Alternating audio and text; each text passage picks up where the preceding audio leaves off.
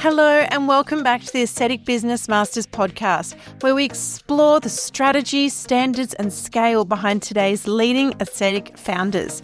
Today's guest is someone redefining what modern aesthetics looks like in regional Australia. Olivia Feldtmann is the founder of A&O Cosmetics and Skin in Shepparton, Victoria, a clinic built on safety-first protocols, subtle enhancements, dermoscopic skin checks and long-term skin health planning.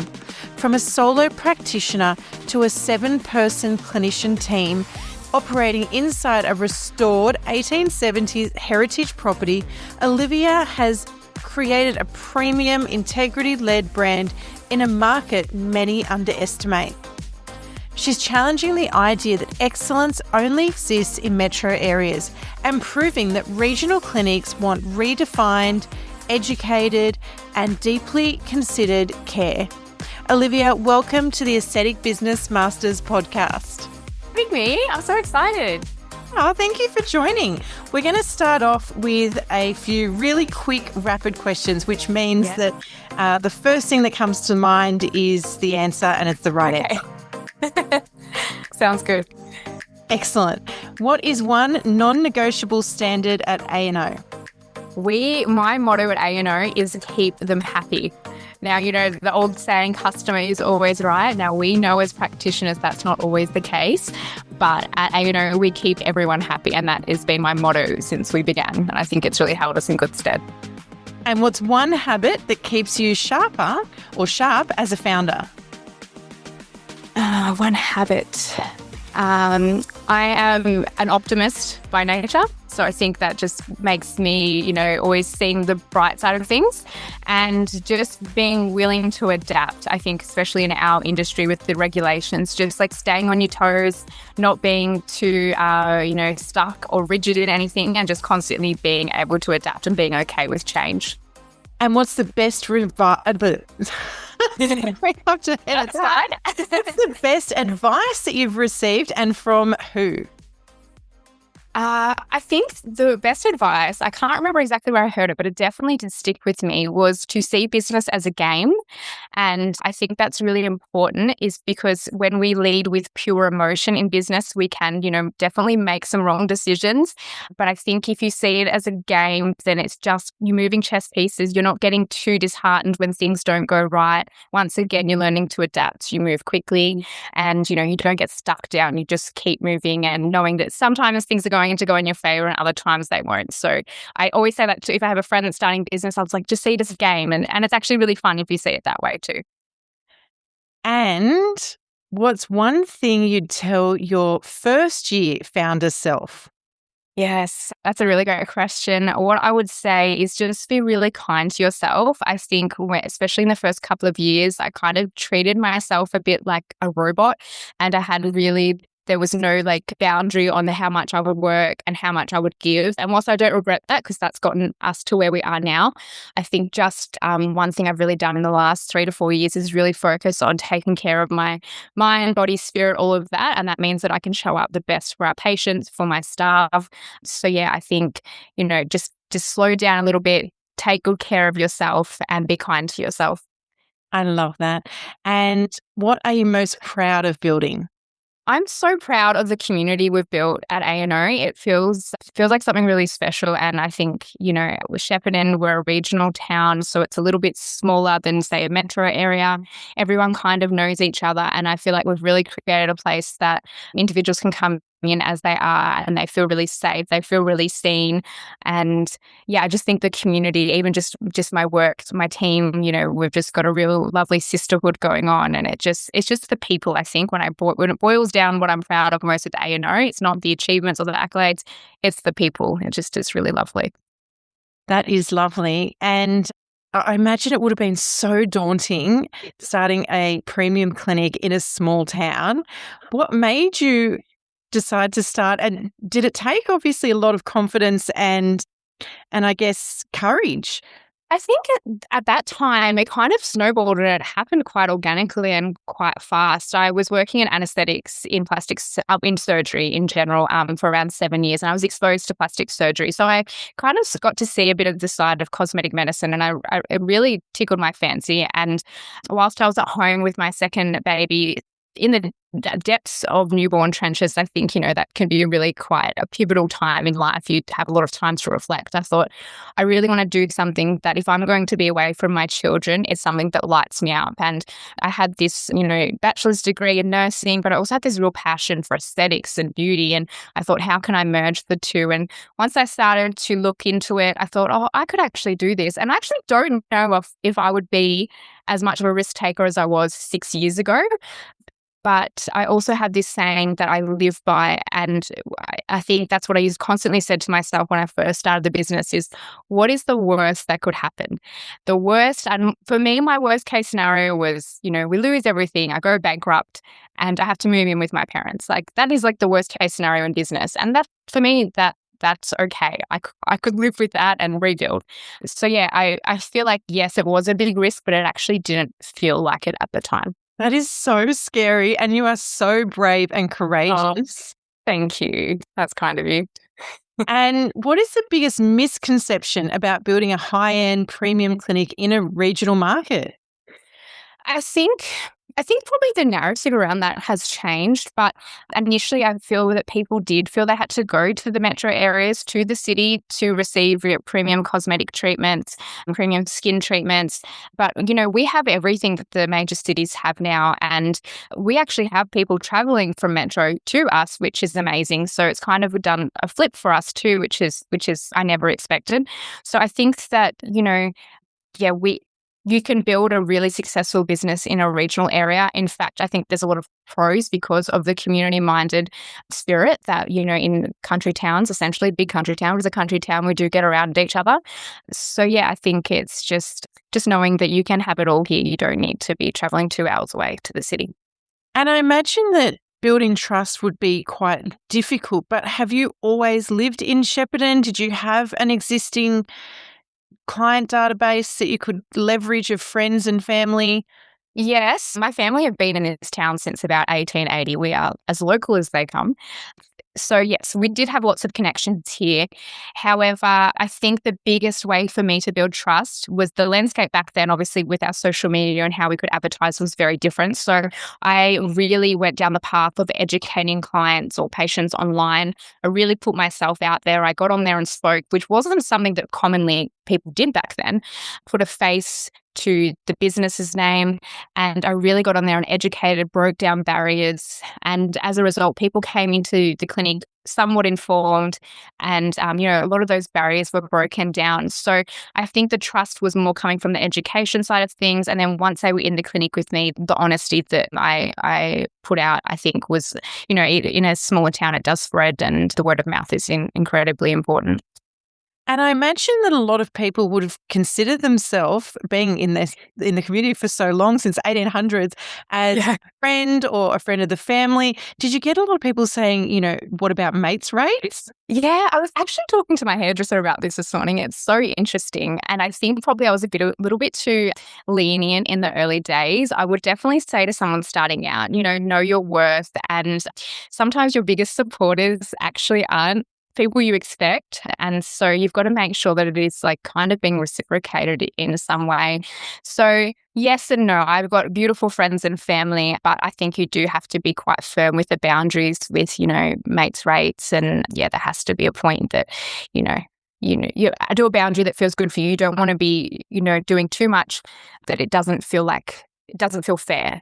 Yeah, absolutely. I totally respect and want to support, other women who I may consider my friend or whatnot, and more than happy to pay. Yeah. And I think for that same reason, because it's, it's validating. It is your worth. And I would love for someone to pay for my service or product too. Absolutely. Yeah. So I think it's actually quite a difficult area to navigate. And I'm sure everyone in business, regardless of what industry you're in, faces this. Yeah. I have failed so many times giving everything away for free. I know. We've all been there. Don't worry. And how would you define modern skin confidence? Modern skin confidence. I think it's really easy to throw around words like, embrace your natural self, but then you go on social media and you're flooded with the complete opposite. Modern skin confidence, I think for me, I just think of what we try to encompass in clinic. And when people walk out of our clinic, I want to make sure that they feel better about themselves so that when they're in our treatment chair, we actually don't pick them apart. You'll often hear practitioners in their consultations, they will go through and, assess the whole face and give a whole treatment plan. And whilst that might, in some cases, they might think that that's the ethical way to consult someone, I actually don't believe it is. I think you're bringing out insecurities that people never had. So when they come in, we will say, what is your concern? And then we go from there. So I think modern skin confidence is just feeling as good as you can in your own skin. And that is going to be very different for everyone. Absolutely. And is there a trend that you've chosen not to follow? I've been very specific with what services, treatments we have introduced into A&O. I think it's really important to not offer the whole kitchen sink. I would have multiple calls nearly every day from different reps trying to, get you on board with them. And everyone has the best of the best. Doesn't matter who you speak to, they've got the best. So I think you've got to really cipher through it and put yourself in your patient's or your client's shoes and think, is this of benefit for them? Are they going to get the result? Don't get too caught up in always having the newest products or, I feel like it's so easy to get caught up in all of that. But how does that convey to your clients? So, that's not jumping on every trend would be the way of not doing trends, is just like, sticking to the cause of cosmetic medicine and skin and doing it well. Yeah.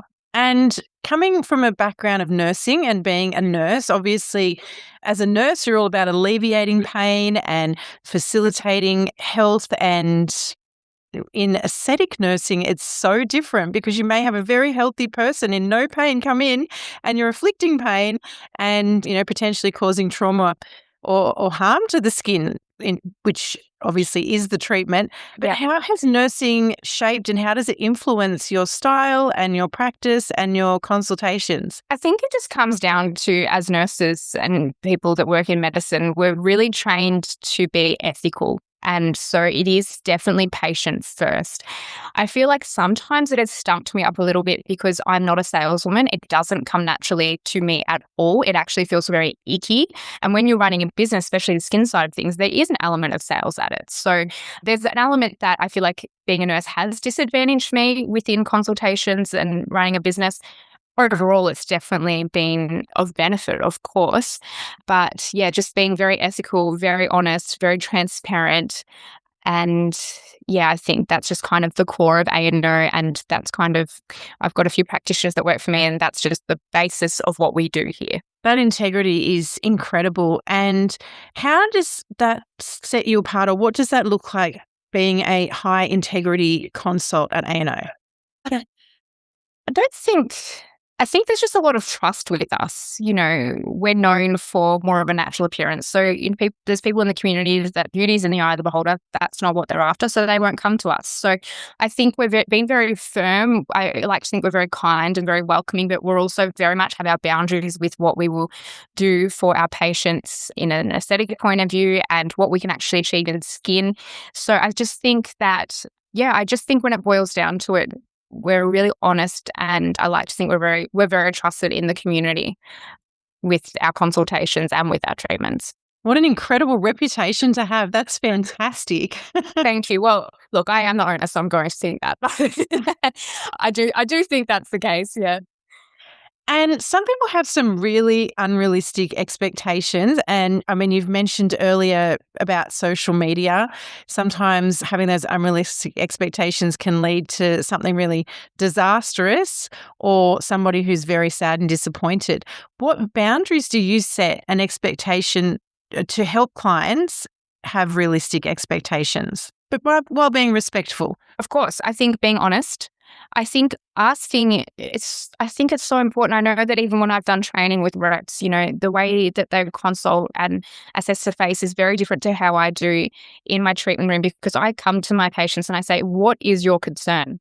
And I lead from there. I don't, if of course, if I'm going to do a treatment for their concern and it's going to unbalance the face another way, of course, I'll be honest about that. But it's not my job to pick apart a face and, make people feel worse about themselves and list off 100 treatments they need to get to the perfect ideal of whatever beauty is. Because like I said before, beauty is in the eye of the beholder. We all assess faces differently. We all are attracted to a different look.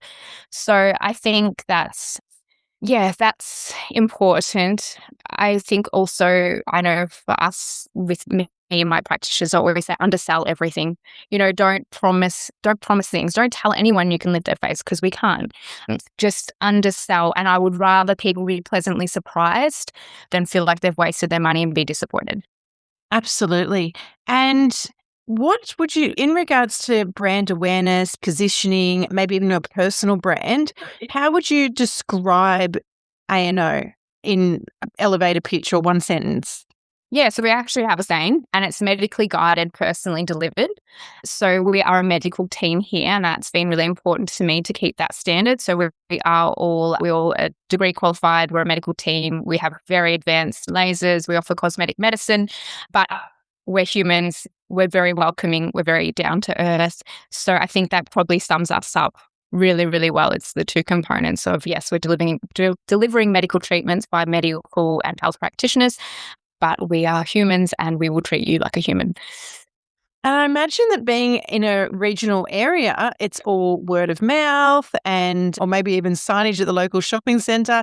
What has been the best channel for you as far as marketing and growing the business? Instagram, without a doubt. I have Grace who works for me full time in marketing, which is amazing. And we are all over every channel. But the one with the highest return, the one that we've built the most trust on, the one with the most organic audience and relative to our area is without a doubt Instagram. So I think that whichever channel will be different for everyone. But yeah, Instagram has been incredible for us. I think when I started ANO, around 6 years ago when I first started the social media, I was lucky in the timing, you're kind of able to build a lot quicker back then. Very hard now. But yeah, Instagram's been wonderful for us. We do EDMs, we do TikTok, we do Facebook, LinkedIn, all of that. But Instagram is where we find it delivers the most. And have there been any experiences that the listeners and community can learn from where you may have spent more in advertising or marketing than you potentially in hindsight shouldn't have, that hasn't returned for you or that you've stopped doing? Not really. I think it's all a bit of trial and error. And I remember this was prior to entering this industry. I've always been very passionate about business. It's like actually what I love the most is business.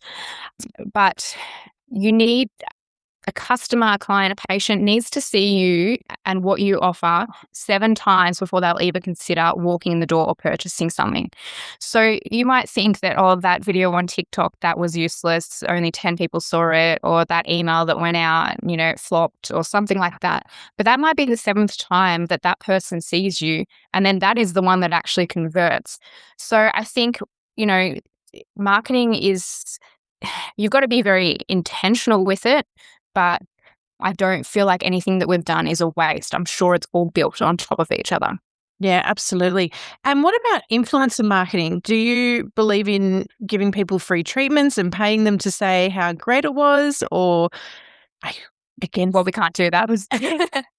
So no, I don't. That's just not part of our regulations. And I think kind of early on in the days, like years ago, there was definitely elements of where there would be people that were a bit more known in the town and they would come in and, you might give them a product or something. And that definitely worked for sure, but that's just not even something we can consider now, unfortunately. So, yeah. Absolutely. It's so hard with all of the advertising guidelines and whatnot. It is. It's a minefield, and I'm sure it's just constantly changing. You'd be the same with it as well. With it's very difficult, but we're getting there. Absolutely. It's difficult for brands trying to promote and advertise to yourself and, practitioners out there. Yeah. Gosh, what a minefield. And for the actual processes and operational side of the clinic, can you help us to understand what systems or processes have made the biggest difference in a positive way operationally to your business? I've been very much insistent on delegating out. I have full-time administration, full-time marketing, and I know that's a lot for a small business. And I know that some people will think, oh, well, I can save a few $1,000s a week by doing that all myself. But what do you lose by doing that? You lose getting back to people quickly. You lose building the brand. There's so much you lose. So I think sometimes depends where you are financially in the business, but looking at the bigger picture and thinking, what can I delegate out? What's my strengths? What's my weaknesses? What do I like doing? What do I not like doing? Because when you're the business owner, that's part of it as well. And really honing in on your strengths and finding people that are better at other things than you, and being okay with letting go of control of everything. Because if you want to be successful, you can't do everything and do it well. It is impossible. So I think my biggest tip would be, when you're in the position, and I'm probably more speaking to cosmetic practitioners, delegate out, get administration help, get someone to help with your social media. It's an investment, but it is so crucial to your success and to your patient's experience. Absolutely. And I would imagine that hiring in a regional area would be significantly harder than in a city, because in the city there's a million people and they come and go, and high staff turnover is not really frowned upon or anything. But in a regional area, if you have somebody come and work for you and then all of a sudden they leave disgruntled and they tell the whole town, oh my goodness, that could be just soul destroying. So what is your biggest hiring lesson, and how do you navigate hiring for the team? It is difficult. And I think too, my motto has been to keep everyone degree qualified. That's just kind of our separation. And I think what I've done is I've really gone off my gut instinct, because you can teach people most things, but you can't change a personality very easily, or you shouldn't want to change someone. But that's probably the biggest thing, is trust your gut and trust your intuition, and just wait. Just, don't be in a rush. If it means that you're really busy and people can't get into you for a little bit, that's better than just putting someone on and then them ruining your brand or your reputation or anything like that. So I had this lovely young lady come in to me last week, and we're not looking to hire, but she presented a resume. She was about 22 years old, a real go-getter, really determined. And I was so impressed by her. And I spoke to the team, spoke to my husband straight away, and I said, we're actually interviewing her next week, and I don't know what will become of it. But I thought, people like that, when they're in the town and there's not a big pool, you got to grab them, and you've got to find good people and hold on to them, look after them. And I think the pool's less, but also benefit of being in a regional town is everyone knows everyone. So when someone you're interviewing, you can kind of know who they are, where out about, or there's some type of connection. So you're not going into the hiring process usually completely blind. That makes so much sense. And everyone says work smarter, not harder. What's one decision that helped you accelerate growth without working harder? The delegation. It's just, it's decreasing your workload. As a business owner, you and a director, your aim should be to do less, because that means that your business is growing and that you have the right team around you to support you and to do those roles. So I couldn't recommend outsourcing and delegating. And where you can, keep it in-house, because it does keep a little bit more control, I feel. But just delegating and outsourcing, and not being so scared. Sometimes I think if you're in business, you've got to take risks. It's just all part of it. Absolutely. And what's next for the next 12 months? Last year we had a very big year. We moved into our big, beautiful new clinic. So that was a massive undertaking, absolutely huge. We renovated it literally from the ground up. And we invested in 2 very big lasers with Qterra. But this year, it feels nice. So this year is just a lot more calm. My aim is to keep working on the patient experience. So we're looking at, from start to finish, how we can streamline that, how we can make it the best possible experience for our patients. And we can always improve. And that's what we're really working on. And, always bettering ourselves through education. So one of my nurses is in the city today, advancing her cosmetic medicine. And yeah, just trying to come back to the basics. I think it's really easy in business to always get caught up in like, okay, what are we introducing next? Or what's this big grand thing coming? And it's unrealistic. You can't maintain that. If you want to be in the game for 40 years, you can't be constantly reinventing the wheel. So I think it's just going back to the core of business and customer service and education. And that's what we're really focusing on this year, and also building the brand. So opportunities like this are just incredible. And yeah, just going back to the core of it, which I think you can get so swept up in everything else. But if you haven't nailed the basics, you kind of all will fall apart. Absolutely. And mindset is so important. And it's such a buzz term for business owners.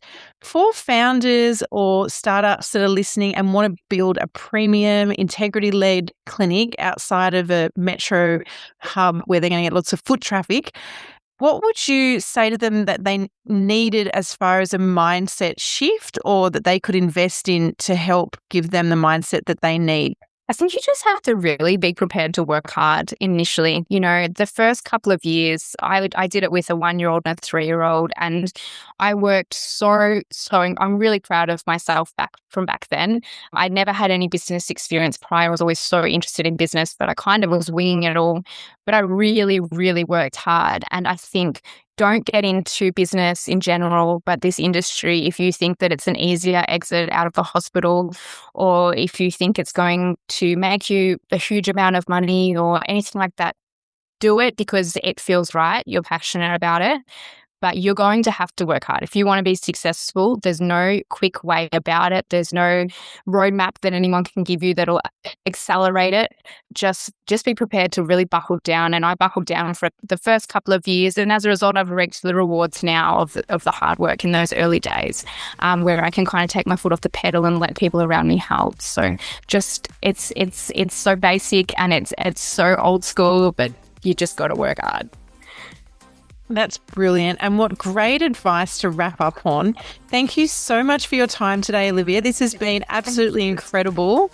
And I want to head out regional and visit your clinic. It sounds amazing. Love to have you here. Would absolutely love to have you here. Thank you so much, Nicole. I've actually been an avid listener of your podcast. So I just am so honored that you've thought that my story was interesting enough to be on here. And I hope that, people can get something out of my experience. And whenever I've done talks, I've always said success means different things to everyone. So I think at the core of it, find what success means to you and build from there. But yeah, thank you. It's an honor to be on this podcast, and I hope I've answered everything okay.